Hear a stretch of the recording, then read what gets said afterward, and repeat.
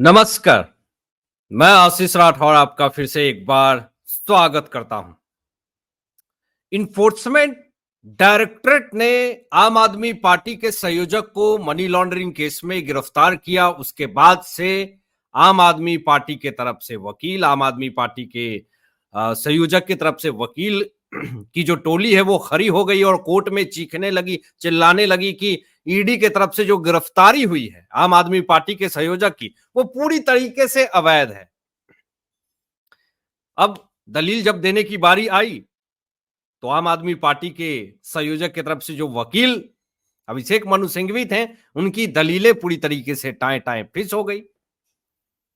अब क्या हुआ मामला कि मनी लॉन्ड्रिंग केस में सुप्रीम कोर्ट ने अंतरिम राहत दे दिया इनको, लेकिन यह भी कहा कि इस पे फैसला सीनियर जज को हम ट्रांसफर करते हैं, वो फैसले में बदलाव कर सकते हैं। लेकिन इस बीच में सीबीआई ने 26 जून को इनको उठा लिया, गिरफ्तार कर लिया, चलो अंदर, शराब नीति मामले में। तो अब देखिए मामला यह हुआ कि वही दिल्ली हाई कोर्ट जिसने ये ऑर्डर दिया था आम आदमी पार्टी के संयोजक को कि आप बार बार समन क्यों करते हैं, गिरफ्तार क्यों नहीं कर लेते हैं, वही दिल्ली हाई कोर्ट में सीबीआई की गिरफ्तारी को लेकर के अर्जी लेकर के, याचिका लेकर के पहुंच गए सीधा अभिषेक मनु सिंघवी दिल्ली हाई कोर्ट में। और देखिए एक सिमिलरिटी मैं आपको दिखाऊंगा जिसमें कि किस तरीके से वो डेट मैटर कर रहा है। और वो डेट मैटर क्यों कर रहा है, सुप्रीम कोर्ट ने भी वो चीजें कही, दिल्ली हाई कोर्ट ने भी वो चीज कही, आखिर क्या कही वो बताऊंगा।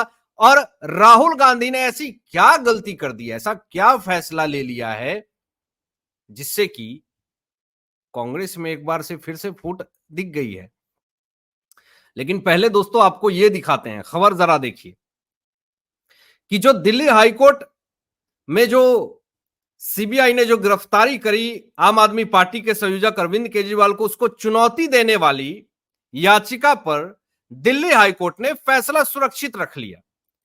ये तो खबर आई दोस्तों, लेकिन देखिए यह भी खबर आई कि जो सीबीआई की गिरफ्तारी वाली याचिका जो डाला था, गिरफ्तारी को चुनौती देने वाली जो याचिका डाला था आम आदमी पार्टी के संयोजक ने, अभिषेक मनु सिंघवी ने, उस पर 29 जुलाई को सुनवाई करेगी हाई कोर्ट।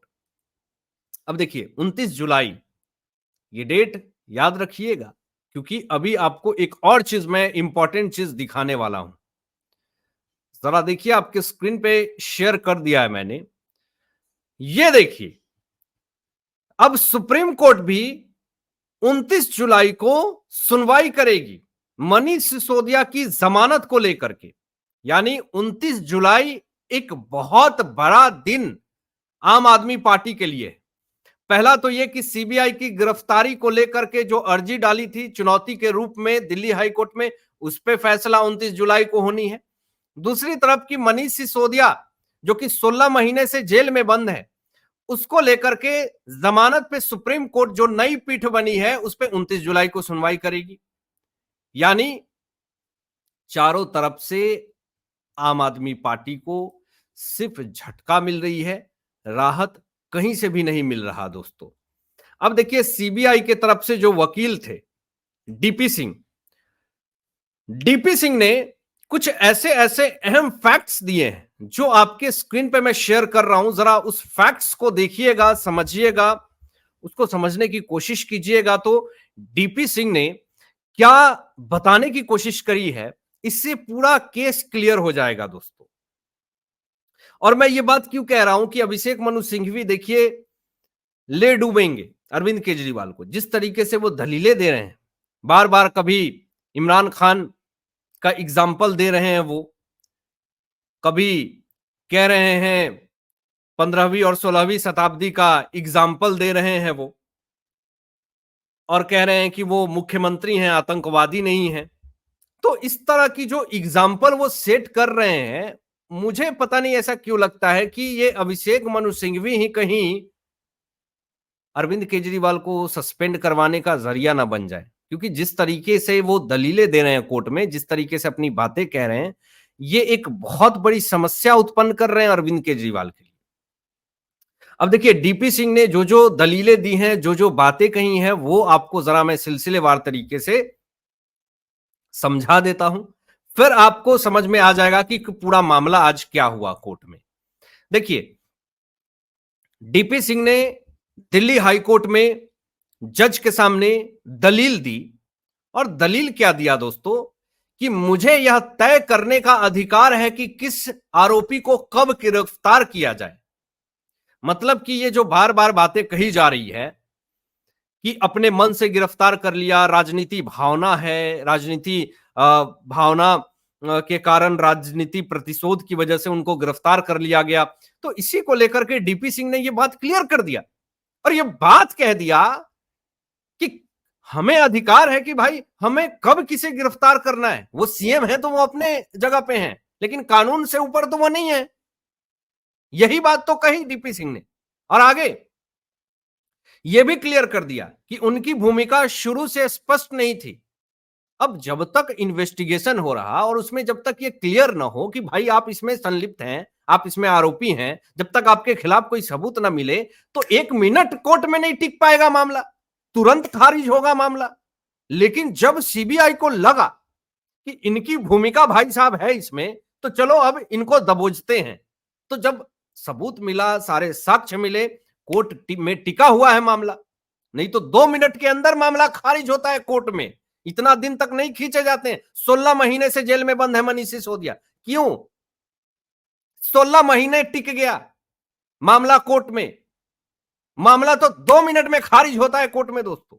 लेकिन 16 महीने से जब मामला चल रहा है, 16 महीने से आप जेल में बंद है, 3 महीने से ज्यादा हो गया आम आदमी पार्टी के संयोजक अरविंद केजरीवाल जेल में बंद है, मामला है, सबूत है, साक्ष्य है, सारे फैक्ट्स हैं, दलील हैं, तभी तो मामला टिका हुआ है। और जब तक सबूत मिलेंगे नहीं, जब तक आपके पास फैक्ट्स होंगे नहीं, तब तक आप कैसे उनको गिरफ्तार कर सकते हैं? और ये बार बार अभिषेक मनु सिंघवी की तरफ से ये कहा जाता है कि ये बदले की भावना है, बदले की राजनीति है, बीजेपी के दलाल हैं ये लोग, जो ईडी जो है वो बीजेपी का कुत्ता है। ये ऐसे तमाम अटकलें ये लोग लगाते रहते हैं, तमाम आरोप लगाते रहते हैं, लेकिन ईडी और सीबीआई तो अपना काम कर रही है। जब तक कि सबूत उनके खिलाफ नहीं मिल जाता, कैसे कोई एक्शन लेंगे? अब उनकी ये किस्मत खराब है कि जब लोकसभा का चुनाव था उसी के इर्द गिर्द इनको गिरफ्तारी हुई है।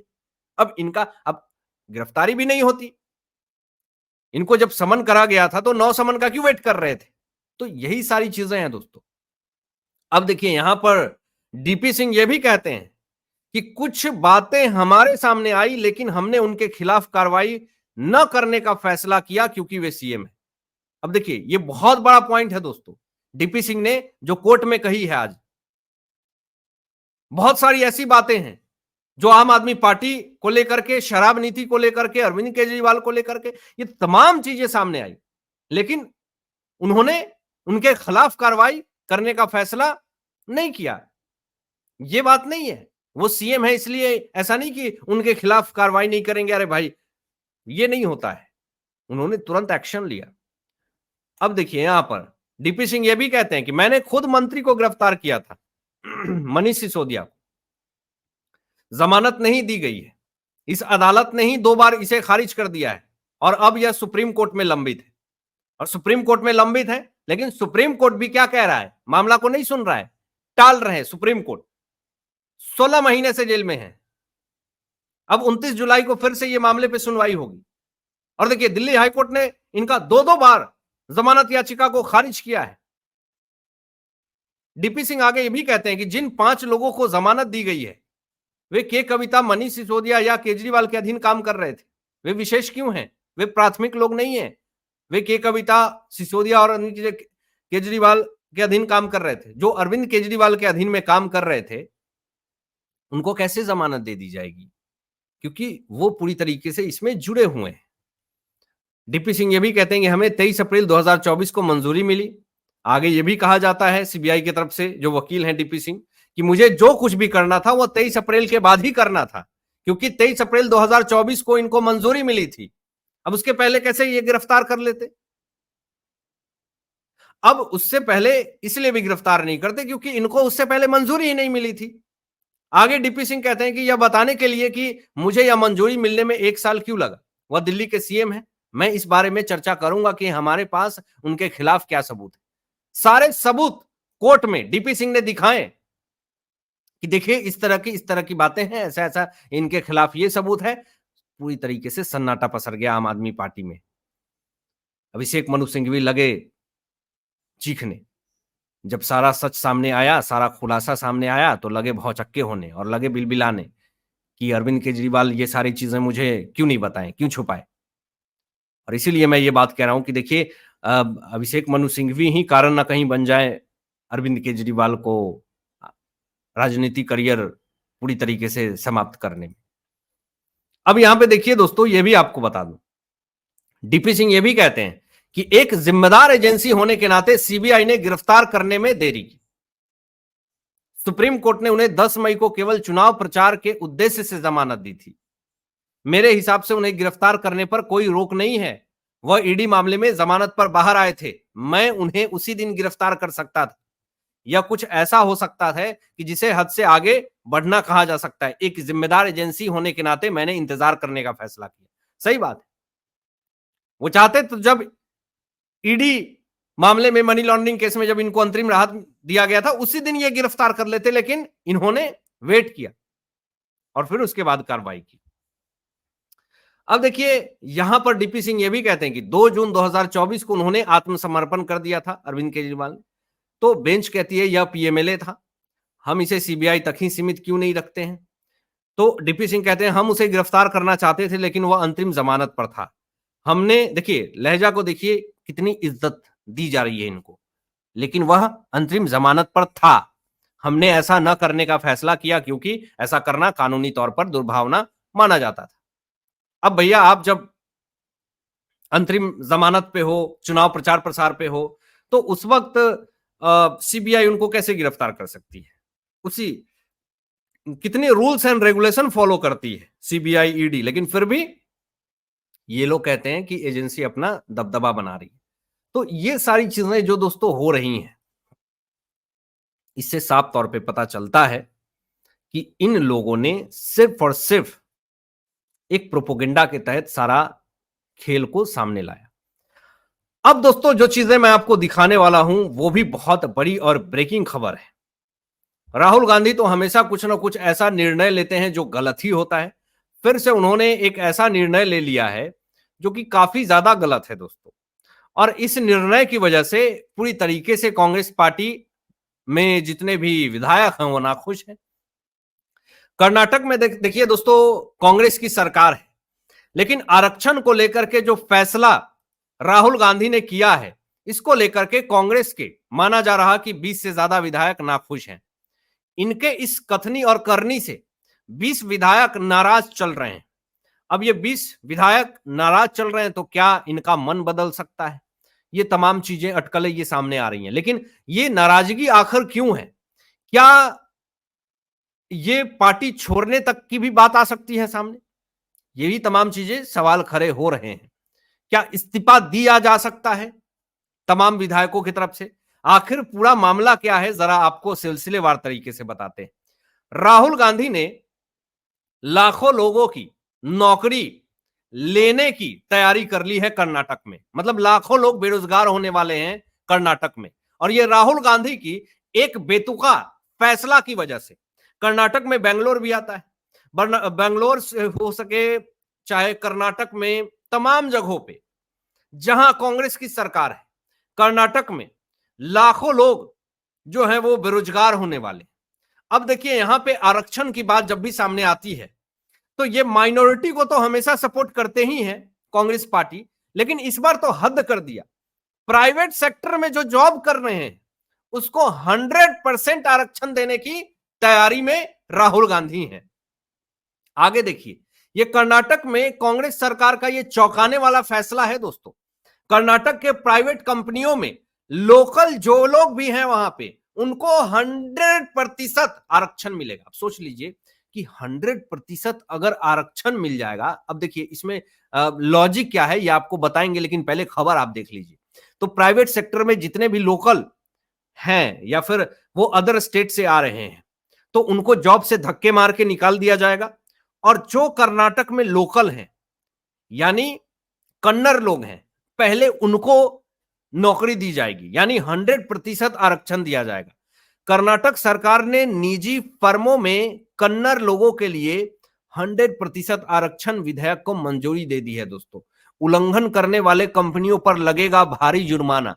प्राइवेट सेक्टर में सी और डी ग्रेड के पदों पर 100% कन्नड़ लोगों की भर्ती अनिवार्य होगी। मतलब सी और डी में तो कंफर्म है।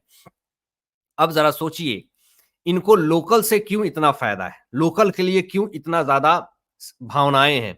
देखिए, लोकल से इनको वोट मिलता है, लोकल को अगर ये सपोर्ट नहीं करेंगे तो फिर कैसे इनको वोट मिलेगा। तो लोकल को तो आप सपोर्ट कर रहे हैं, लेकिन बहुत ऐसे अदर स्टेट के लोग भी हैं जो आपके स्टेट में जाकर के नौकरी कर रहे हैं, लेकिन उन्होंने वहां पे जमीन लिया, वहां पे मकान बनाया, वहां पे इन्वेस्टमेंट करी, वहां पे जॉब कर रहे हैं, वहां का आधार कार्ड, वोटर आईडी वही एड्रेस है, उन्होंने सब कुछ डिटेल भरवा लिया अपना, वो आपको वोट भी करते हैं। तो फिर आप सोच लीजिए कि कांग्रेस पार्टी ने लोकल के चक्कर में जो अदर स्टेट से आकर के कांग्रेस को ही वोट दे रही है, उन लोगों को भी इन्होंने पेट पे लात मार दिया।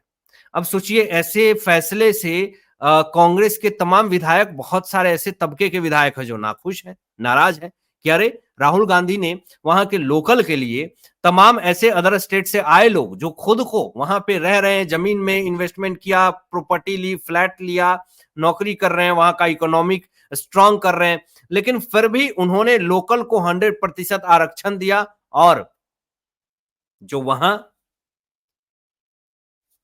अपने स्टेट को छोड़ करके वहां रोजगार कर रही है उसके लिए कुछ नहीं, वो लोग बेरोजगार हो जाएंगे। तो ऐसे हालात में राहुल गांधी फिर से एक बार दोस्तों ट्रॉल हो रहे हैं, और फिर से इनकी एक गलती के कारण जो है वो एक बड़ा नुकसान कांग्रेस पार्टी को उठाना पड़ सकता है। हालांकि आप क्या सोचते हैं इन तमाम मुद्दों पे, अपनी विचार व्यक्त कीजिएगा, और ऐसे ही लेटेस्ट अपडेट पाने के लिए इस चैनल को सब्सक्राइब करके बेल आइकन प्रेस कर लीजिएगा और अपने दोस्तों में शेयर कीजिएगा। Thanks for watching my video. जय हिंद, सत्यमेव जयते।